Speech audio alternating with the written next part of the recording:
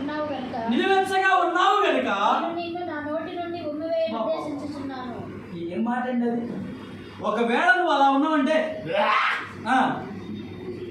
నోట నుండి ఉమ్ము, అసలు మన మొహం మీద ఎవరన్నా కనీసం మనం వెళ్ళేటప్పుడు పక్కన వస్తేనే మనకు భయంకరమైన బీపీ వస్తుంది కదా.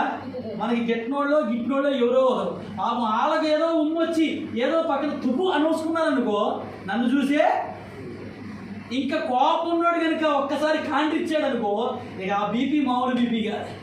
దేవుడు డైరెక్ట్గా చెప్తున్నాడు, ఆ బ్రతుకు కనుక బ్రతికితే నేనే నా నోట నుండి ఈ బతుకు బతకడం అవసరం అంటారా?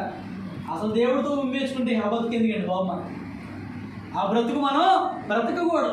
మనుషులు ఊస్తేనే మనం బ్రతుకుండకూడదు. ఏమ్మా, మనుషులు ఊస్తేనే మనకి చాలా కోపం వస్తుంది. దేవుడే ఊసి నేను తీసి పక్కన పడేస్తానంటే ఇక ఆ బ్రతుకు ఎలాంటి బ్రతుకు ఒకసారి మనం ఆలోచన చేయాలి. కనుక దేవుడు ఎవరినైనా దగ్గరికి తీసుకొని కౌగిలించుకొని ఆయన సన్నిధానం చేర్చుకొని ఆయన గుండెలకు హత్తుకొని ఆయన ముద్దు పెట్టే బ్రతికే బ్రతుకు.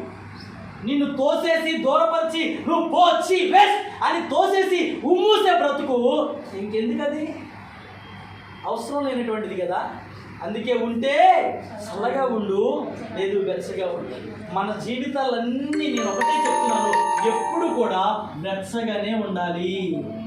గుర్తుపెట్టుకోండి, ఎప్పుడు కూడా వెచ్చగానే ఉండాలి. ఎందుకంటే ఆయన జీవము వెచ్చదనం కలిగించేటువంటిది. దావీదు చనిపోతున్నప్పుడు ఆ చలితో బాగా వణికిపోతున్నాడు వృద్ధాప్యంలో ఉన్నప్పుడు. అప్పుడు ఒక చిన్న పాపను తీసుకొచ్చి ఆయన దగ్గర పెడతారు, శరీరానికి వెట్ట కలగడానికి. అంటే వేడి మనిషిని ఏం చేస్తుంది తెలుసా? బ్రతికిస్తుంది. దేవునికి స్తోత్రం కలుగునుగా. మీకు ఎప్పుడైనా మనిషికి వెంటిలేటర్ పెట్టినప్పుడు చూసారా? మీకు అంత అనుభవం లేదు. మీకు తెలుసా వెంటిలేటర్ కనెక్షన్ ఎలా ఇస్తారు? అసలు ఈటీ ఎలా వేస్తారు? లోపల కవాటం, ఈ గొంతు కవాటం ఉంది చూసారా?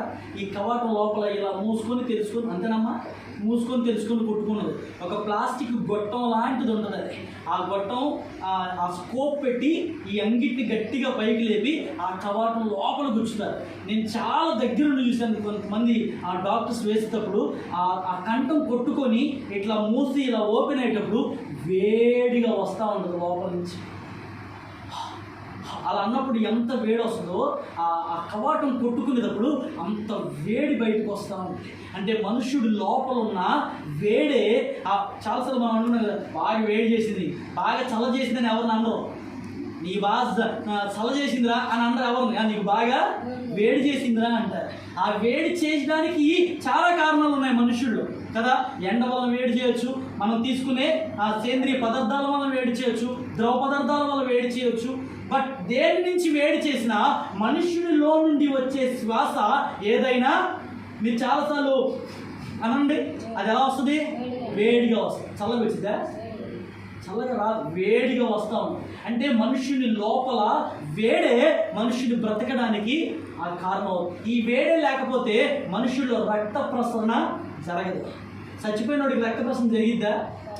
జరగదు. ఎక్కడికెక్కడ స్ట్రక్, ఇంకంతే. ఒక్కసారి హార్ట్ బీట్ ఆగిపోయింది అని అంటే ఆ రక్తం